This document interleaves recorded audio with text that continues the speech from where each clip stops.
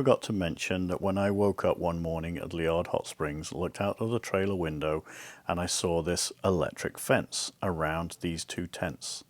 I did not know anything about this system, and we spoke to the two bikers, and they advised us that it is a Bear Sentry system that protects you from the wilderness. It's an electric fence that's designed to go around one tent. This is not a paid advertisement, and they do not know that I'm actually promoting this. But if you wish to know more, go to bearsentry.com. This is a really cool idea to keep bikers and even cyclists safe from the wilderness. Awesome idea, amazing piece of kit. Be safe when you're camping. It was a caribou. Was it? Yeah. Unfortunately, there's a sign. We are starting to head home, which is on the way into Fort Nelson, then slowly keep on going. The view of the returning road home, long and straight.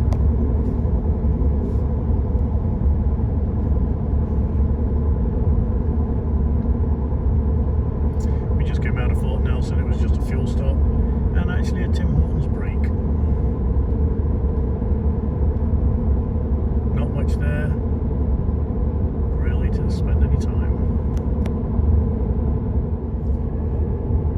Feels like I'm back in Saskatchewan, and it goes on for miles and miles. No bend in sight, except for frost heaves. So we're driving into Fort St. John. We're not sure what we're going to do tonight. We're pretty sure that it's going to be a food stop, a fuel stop, and then we're going to debate if we're going to go to Hudson Hope and Chetwynd, make our way there tonight, or make our way back here to a rec site, stay the night, get refreshed. In 800 meters, turn left. And then from there, head back down to Hope, Hudson and Chetwynd tomorrow. We'll see. So that is the location of the Site C Dam. So this looks like it's going to be the possible reservoir location behind these trees and over that sort of yellow grassy hill down to the dam. And then from there, that's going to be the outflow right down there. But we're going to try and get a little bit closer down and see what we can see. We've come here to have a look at what the land used to look like and then what the land will look like in the future. I cannot even tell you what is what and where is where. Just that this looks like the possible dam. It's a shame we can't see to the right anymore. The river that is down there is going to be where the reservoir is going to fill up.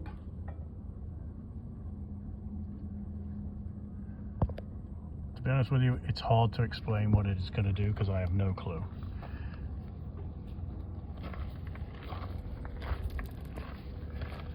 But I'm thinking that this soil bank here is going to be the dam. Yes, I'm thinking the far side where that wall is currently is going to be the sides of the dam. This gravel and sand sills, whatever they're going to do here, that's going to be the wall of the dam. And the generators are actually in this location here. And you can see the sluice gates.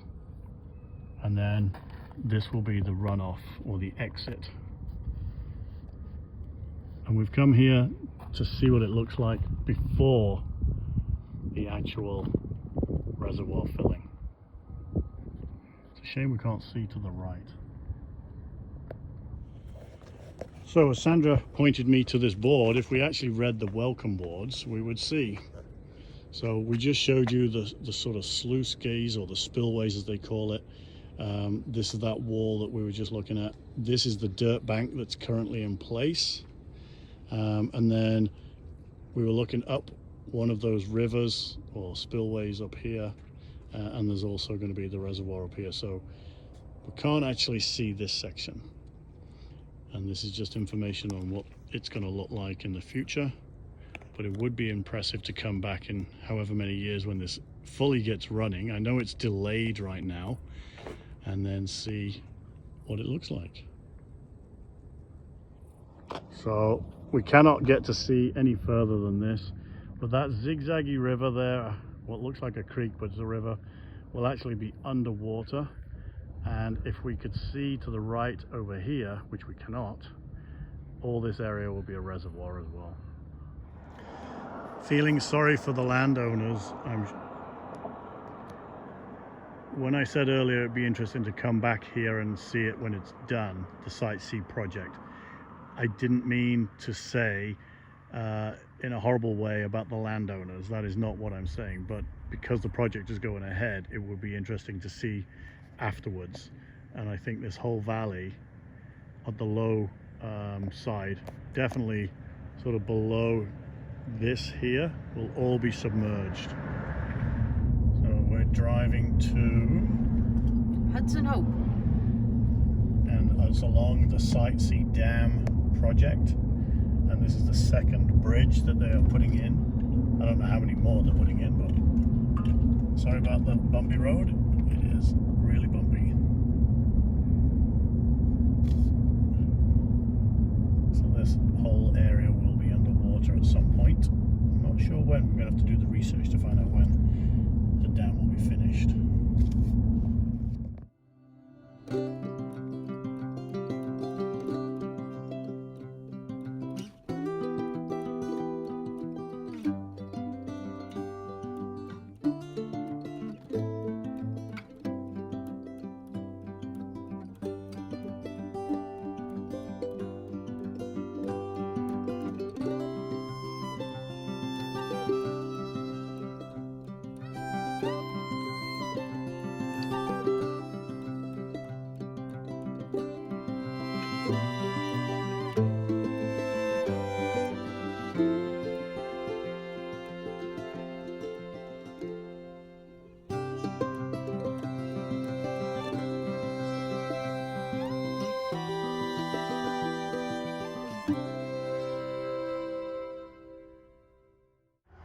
So, as you saw, Fredon Oasis are parked.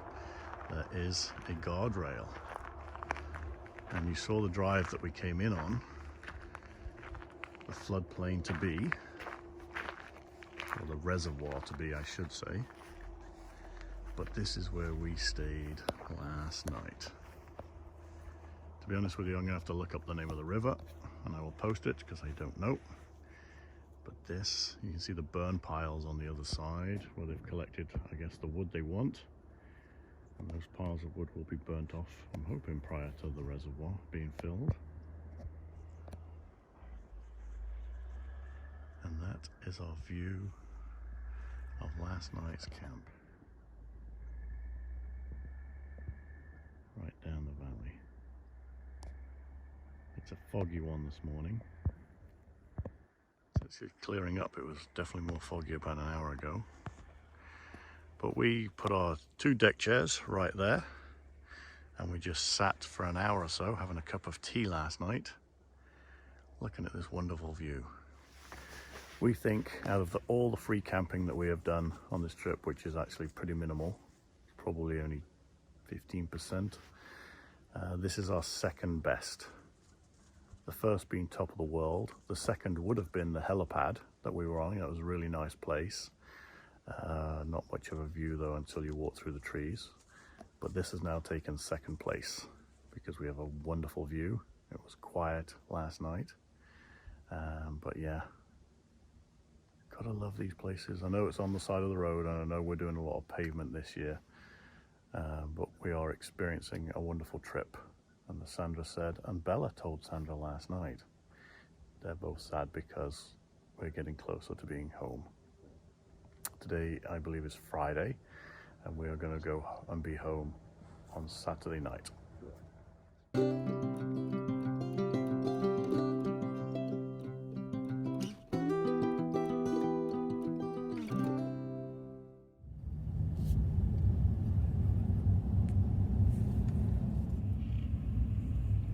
Good morning. We are leaving or entering Hudson Hope. Found a beautiful spot last night, so we are in a convoy again. A lot of road construction. No pilot car on this one, I don't think, but we're all slowing down because of what we have to deal with. Of traffic lights on this one. And this is the construction for the new road for the Site C dam. So they're bringing the road up higher because the original one will be underwater. So this is a really interesting drive if you have a chance to come along it. This road, if I can get the map here, I'm not sure of the number, Highway 29. If you were to come from Vancouver to Prince George over to Chetwynd and have a look at the art carvings or the wood carvings, from there come up the 29 to Hudson Hope and then into Fort St. John. It's a really, and again, if you do it in the next year or so, it would be really interesting for you to come back up again in a few years, because there is a lot of construction going on for the Site C dam, which has been going on for many years, and I'm sure it's delayed by a fair few years. But it would be really interesting to come back up here and actually see the difference. It's actually a nice road to drive on. The big difference is the construction. So we're into our second piece of construction today, and very short gaps. And they got all these high bridges now. And the high bridges are obviously there to allow the water that's going to come and pass underneath of them because of the land that's flooded. Now I know you're going to be thinking, well, obvious, hello, Captain, right? I get that. I'm trying to explain it so that it's an interesting drive for you to come along and have a look. It's beautiful. Sandra, pan out and have a look at that. I mean, so far this is just where the reservoir will be. And I know it's ugly and whatever, but in today's society of electricity consumption, electric vehicles, etc., even for us, we want solar to charge the vehicles. We have a second alternator on this vehicle to charge the systems in that we've been doing, and I will... Sorry about this. I will do another video on how that's all performed at the end of our trip. But, you know, everybody wants this, they want green energy, they want carbon reduction and everything else. I'm not going to go political today, I'm just trying to justify the reasons for this, that and the other. So take a look at that. The shock that they're doing is quite unbelievable. I've been around lots of reservoirs, I've never seen one made, but it is impressive to see in a positive way. Obviously the people that it impacts, it's not a positive whatsoever. All bridge there, quick. And those are the bridges we're talking about. Those are new roads.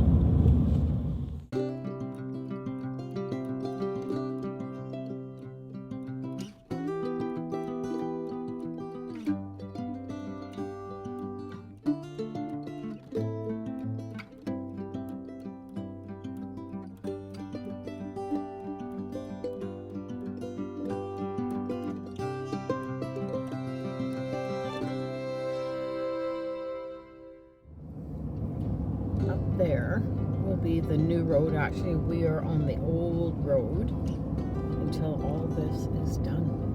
It's amazing. It goes on forever and ever. Pros and cons on this whole project, and that's all I'm going to say about it. So they've made this berm along the edge. It's not a very good video, unfortunately, but it's going to go on long, and if we can see a bit more we will. But apparently this whole area will start flooding next year. They said the dam is complete and everything is going to plan, and they said that this whole area that you can see here, all the low lying, will be underwater or slowly filling up next year. They said that this embankment is about 24 feet. So I know volume displacement is going to be different, but the height should come no less than 24 feet, according to the visitor center in Hudson Hope. And as we're in Hudson Hope, we've got this fantastic museum, with trappers' cabins, food caches. So the trapper's cabin is here. This is the food cache. Pioneer log cabin, log home. And a lot of the visitor center information was telling us that they are pretty heavy into solar panels and solar energy. So if you see this cabin here, this is for the museum. They have the dependent on solar. The visitor center, which is behind it, you can see that there. And then the gentleman in the visitor center told us he had a 7.5 kilowatt system on his home. The swimming pool here, the municipality is all sort of heavily dependent, or choose to be heavily dependent on solar as well. It's a beautiful place. We made it back to Chetwynd, the town of the wood carvings, and they have changed, as they do. I'm saying that because we thought there was a lot of stuff that we saw here before, but there's not. We're going to show you what's new.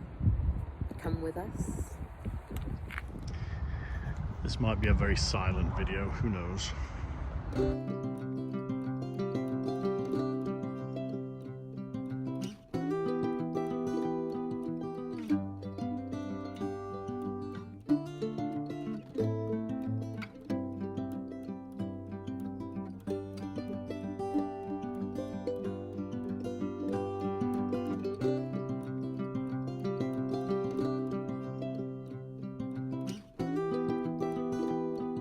Totally different, and not so much color as in paint on these.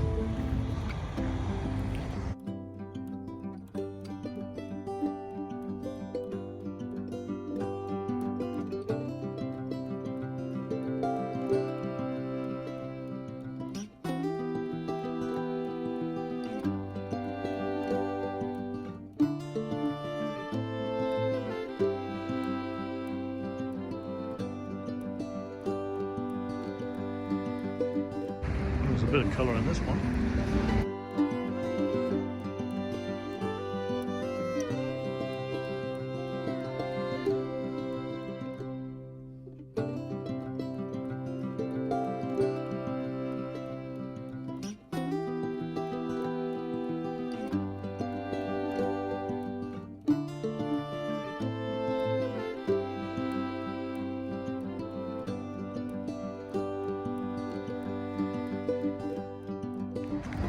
Boy and the Dragon.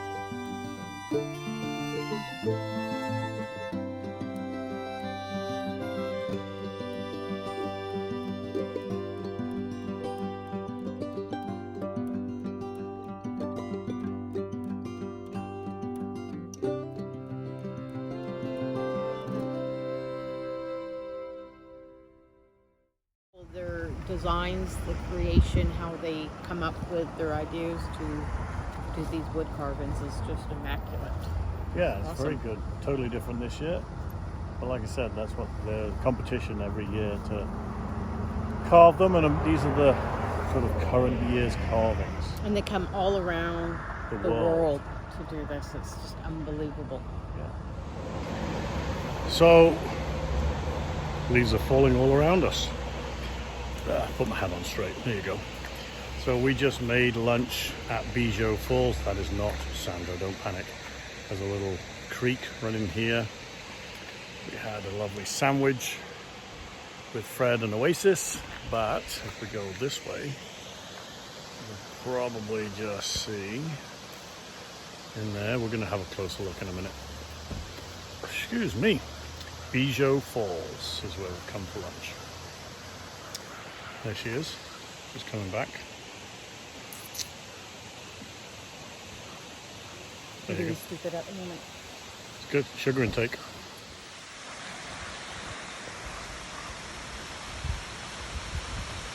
So Bijou Falls. We were here before. It was in our previous video. But it's a great place to stop. Take a break.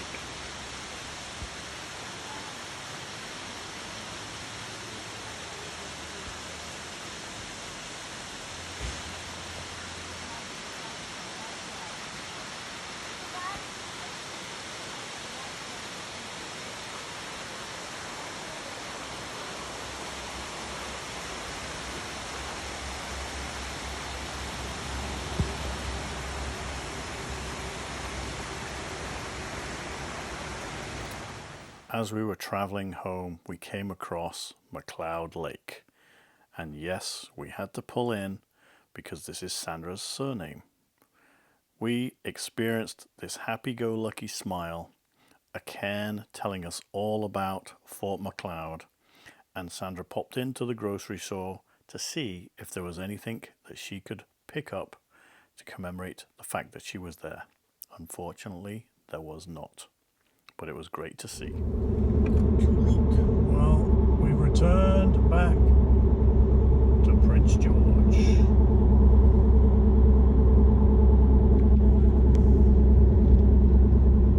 We've done a big square up north, close to shore. We are 20k outside of the town of Prince George on the city limits, 20 minutes away. And then we're going to have ice cream, and I'm going to head south a little bit further. Sandra's looking at. We carried on heading south. The sun was still shining, and we came across this wonderful lake full of lily pads. I grabbed the fishing rod, and I even tried to catch a few fish, not knowing what was in this lake, while Sandra made dinner. No, I did not catch a damn thing, but it was really nice to spend the evening of our last day actually enjoying the sunshine. The car park that was up above where we are parked here, there was a side road which enabled us to get real close. From there, Sandra made an absolutely amazing dinner. Finally, we all came down onto the dock and sat down and rested. Sandra made sausages, omelette and vegetables. They were delish. And this was how we spent the evening of our last night before heading south and trying to find this campsite. Good morning, everybody. It is not the happiest of mornings today. It was a noisy campsite. But what this video is, it's a good with the bad, rough with the smooth. And this is a rough night. We was traveling south. It got to about 9:30 and it was going dark. Yeah, I'm just going to let this noise portray itself because this is what it was like all night long. A truck like that, I could have sworn last night was coming through the trailer. We are on a side of the road rest area. It's a place that we tried not to find last night. It was our last night's sleep. The downside was we couldn't find anywhere. 9:30 it got dark. We're so used to 11:30 and 12 o'clock staying daylight. my eyes were starting to lose focus on trying to find somewhere to sleep. We'd pulled in quite a few roads, laybys, little trails, couldn't really find anything. So we thought we'd give this one a try, knowing full well that it is going to be a typical rest area. We've had probably 2 or 3 of these. This one was the worst. Worst for noise. Like I said, the truck nearly came through the trailer. We probably will not video much today. We are heading back to Vancouver. It's about a 7-hour drive. You've seen all the sights coming up at the beginning of our holiday. We are now going to depart and go south, unless we find really some good interesting points or wildlife shots. We'll add them in there as well. We will do a recap of our journey, our pros and cons of the whole thing as well. Just do a 360, so I'm pretty sure I've done that already. So we will be able to talk to you about what we think has been positive, negative. I am pretty sure 90% of it is all positive. A few small things that have gone sort of a little bit sideways. One of them being I did put washers between the body of this and this. If you can see it, there's a little crack here. All 4 of them had cracks, so on each side of the mounting points. So that was definitely a negative. And you'll have seen the orange strap on top of Oasis, because that mount has come loose again. So this strap is keeping it all together. Still worked perfectly fine. It didn't fall out. I just wanted to make sure that it stayed there, and it seems to be when the awning is out and pulling pressure, if that was where that piece right there is, if that was there, it's starting to drag and it was trying to come out. So I put a strap in there to make sure it did not rip it apart, and I have a plan how to fix that. Just 2 very quick things there. But Sandra's going to talk to you a lot about other stuff as well. That is it for now. Just a quick overview of our route from Vancouver, Highway 1, that merged with Highway 97 at Terrace, that merged to Highway 37, all the way to the Alaska Highway, so Yukon Highway 1 to Whitehorse, then Yukon Highway 2 to Dawson, back down to Whitehorse, and then from there to Watson Lake, and then we hit the BC Highway 97 again, all the way back down towards Vancouver, Highway 1 and home.